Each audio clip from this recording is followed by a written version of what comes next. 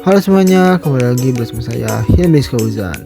Pada video kali ini saya akan bahas seputar kesenjangan kualitas pendidikan di Indonesia. Nah, bagi kalian yang mengetahui bagaimana sih kesenjangan pendidikan di Indonesia dan apa sih peran pemerintah dalam mengatasi ini, yuk kita nonton videonya sampai tuntas. Nah, salah satu kesenjangan yang terjadi terhadap kualitas pendidikan di Indonesia yaitu kesenjangan teknologi, yang mana kesenjangan dalam akses teknologi di sekolah menjadi isu yang semakin penting di masa kini, terutama dalam penggunaan media pembelajaran digital berbasis e-learning. Data menunjukkan sekolah-sekolah di kota umumnya lebih mudah mendapatkan akses ke teknologi seperti internet yang cepat dan perangkat digital yang cukup. Sebaliknya, sekolah di daerah pedesaan menghadapi banyak hambatan karena infrastruktur dan perangkat yang kurang memadai, sehingga menyulitkan penerapan pembelajaran digital.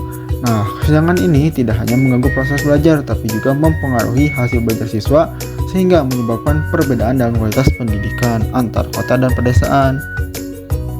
Nah, sebagai contoh, dalam studi kasus yang dituliskan oleh Sudirno Nasrianti dan Mujianti pada tahun 2004, ada contoh mengenai perbedaan sekolah di pedesaan dan perkotaan. Yang pertama, SMA 4 Kendari yang mewakili perkotaan, yang mana SMA 4 Kendari fasilitas alat dan bahan pembelajaran di sekolah sangat lengkap karena di kota biasanya lebih mudah memenuhi kebutuhan siswa. Akses internet yang memadai juga membantu dalam proses pembelajaran, sehingga kebutuhan siswa, pendidik, dan tenaga pendidikan dapat terpenuhi dengan baik. Sedangkan SMA 4 Bombana yang terdapat di pedesaan memiliki masalah jaringan internet yang kurang baik, membuat penggunaan internet dan teknologi dalam pembelajaran terhambat. Jika listrik padam, peralatan seperti Infocus tidak bisa digunakan, sehingga metode pembelajaran tradisional menjadi pilihan alternatif. Nah, melihat dua contoh kasus di atas, perbedaan akses teknologi di sekolah menjadi hambatan besar dalam menggunakan media pembelajaran digital berbasis e-learning yang membuat perbedaan dalam kualitas pendidikan antara sekolah di kota dan di desa. Meskipun e-learning bisa membantu meningkatkan proses belajar, banyak siswa di daerah terpencil sulit memanfaatkannya karena kurangnya fasilitas dan perangkat. Karena itu, menangani perbedaan akses teknologi harus menjadi prioritas dalam kebijakan pendidikan dengan melibatkan semua pihak seperti pemerintah dan masyarakat. Diharapkan bisa menciptakan sistem pendidikan yang lebih adil dan merata. Nah, selanjutnya pasti kalian bertanya-tanya, bagaimana sih peran pemerintah dalam mengatasi ini?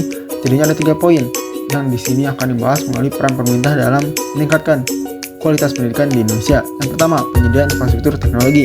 Pemerintah perlu membangun infrastruktur dasar seperti jaringan internet yang stabil dan listrik yang memadai, terutama di daerah 3T, tertinggal, terdepan, dan terluar. Program seperti Bakti Kominfo dan pembangunan Palparing merupakan langkah untuk memperluas akses internet ke wilayah pedesaan. Yang kedua, pengadaan sarana dan prasarana pendidikan digital.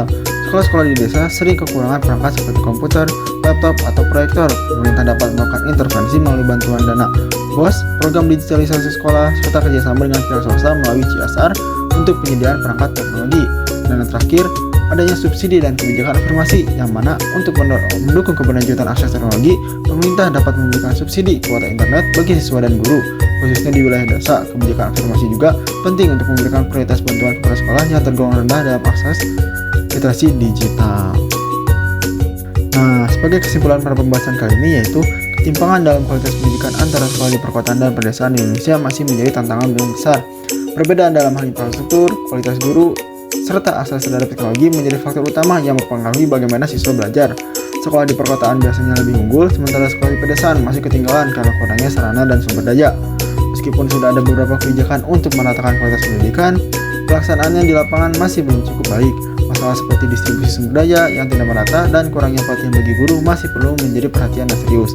Pemerataan pendidikan tidak hanya memerlukan kebijakan yang tepat, tetapi juga pelaksanaan yang tepat dan dukungan dari berbagai sektor. Hanya dengan tindakan nyata dan terus-menerus, perbedaan kualitas pendidikan bisa diperkecil agar setiap siswa, baik dimanapun berada, dapat memperoleh pendidikan yang sama dan berkualitas.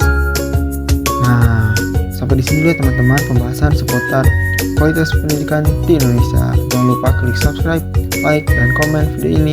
Sampai jumpa di video selanjutnya. Bye-bye.